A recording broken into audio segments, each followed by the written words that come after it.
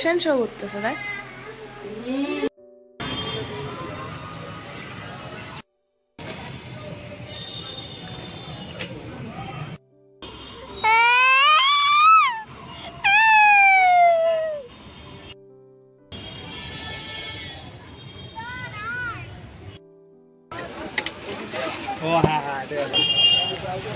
ওই নিয়ে বসছিস, সবগুলো খাবি?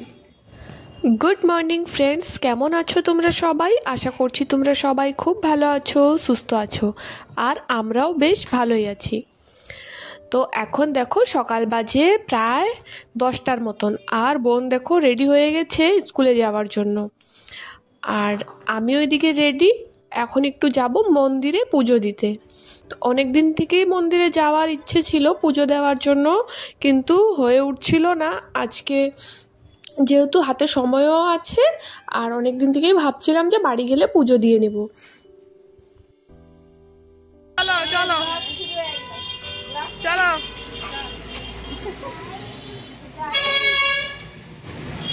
মোবাইলটা দিও। না না,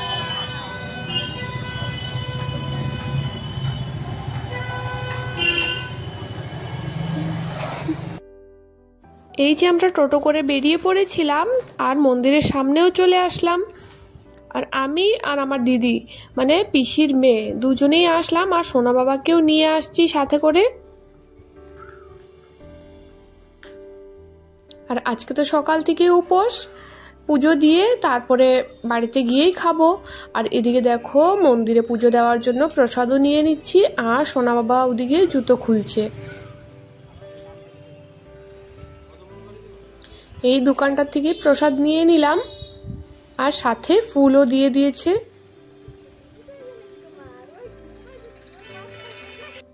তো চলো মন্দিরে যাওয়া যাক এখন। আর মন্দিরে ঢোকার জন্য মানে পুজো দিতে গেলে না কুপন কাটতে লাগে এক্সট্রা করে।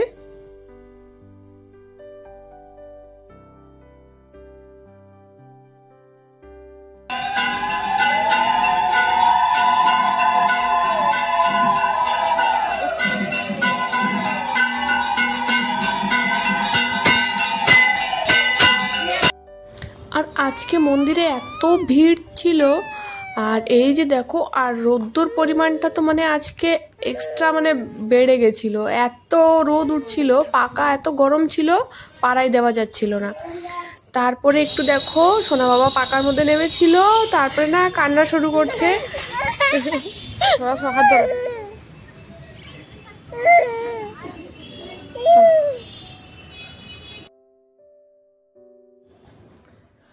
দেখো মন্দিরের ঘড়িতে এখন 11:15 বাজে, আর এইখানে আমরা পৌঁছে গেছিলাম। আর মন্দিরে পুজো দিয়ে বেরোতে বেরোতে প্রায় 12:30 বেজে গেছিল। আর মন্দিরের দুই সাইডে দেখো কত বড় বড় গাঁদা ফুলগুলো, আর এত ভালো লাগছিল দেখতে।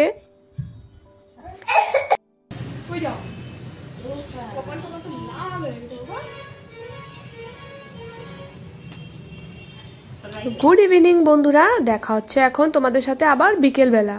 তো আবারও রেডি হয়ে নিয়েছি, যাচ্ছি একটু বাজারে। তো বাজারে যাচ্ছি, একটু টুকিটাকি কেনাকাটা করার আছে, সেটাই করব। আর আমি, বোন আর সোনা বাবা তিনজনেই এসেছি। আর এদিকে দেখো কাপড়ের দোকানে একটু ঢুকছি। তো এই দোকানে তো সেরকম মানে পেলাম না সোনা বাবার ড্রেস, তাই আবার অন্য দোকানে চলে গেছিলাম।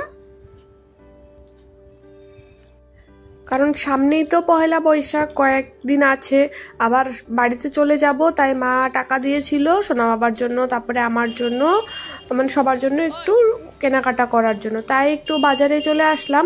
আর বাজার থেকে জামা কাপড় নেওয়ার পরে এই যে চলে যাচ্ছি আবার জুতোর দোকানে, সোনা বাবার জন্য জুতো কিনবো।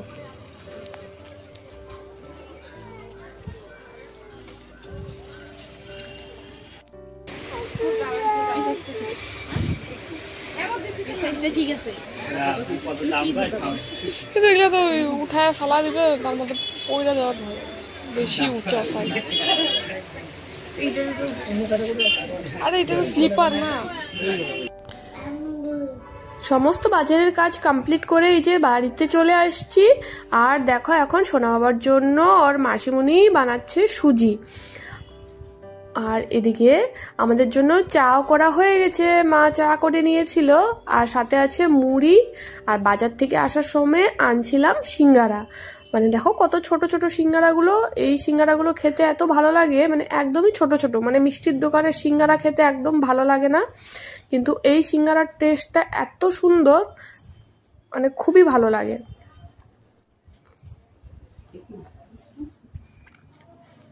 তাই এই যে এখানে সবার জন্যই নিয়ে নিয়েছি। এখন চা মুড়ি এই সমস্তটা খেয়ে তারপরে আবার তোমাদেরকে দেখাবো যে বাজার থেকে কি কি আনলাম। আর এই দেখো সোনা বাবা একা একাই মুড়ি খাচ্ছে আর নতুন জুতা পরে একদম বসে পড়েছে।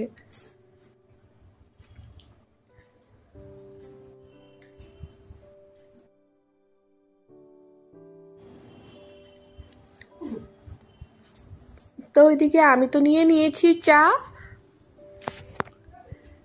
আর বোনকে দিয়ে দিচ্ছি সিঙ্গারা, কারণ ও তো চা খায় না আর মুড়িও খাবে না, ও শুধু সিঙ্গারা খাবে।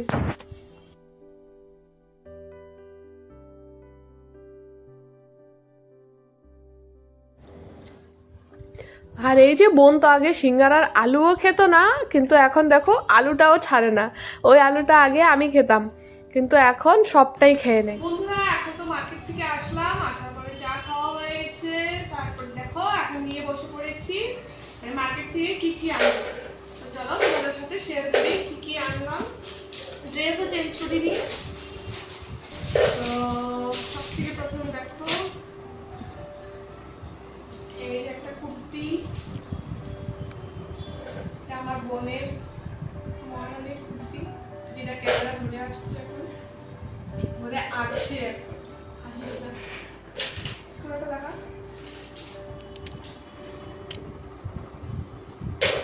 এই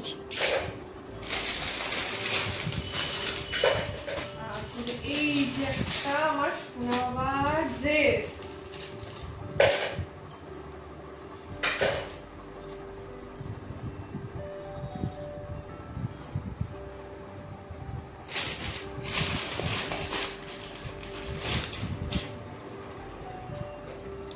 হাজবেন্ডের গেঞ্জি,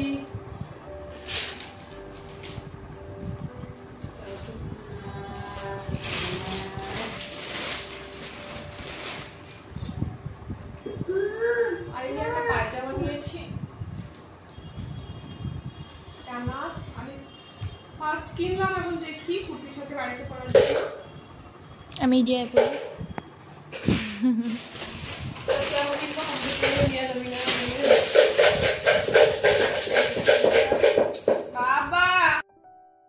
আর এই যে একটা বেডশিট কিনলাম। আর মোবাইলে তো রংটা এতটা ভালো লাগে না, কিন্তু দেখতে সামন থেকে দেখতে অনেকটাই সুন্দর ছিল।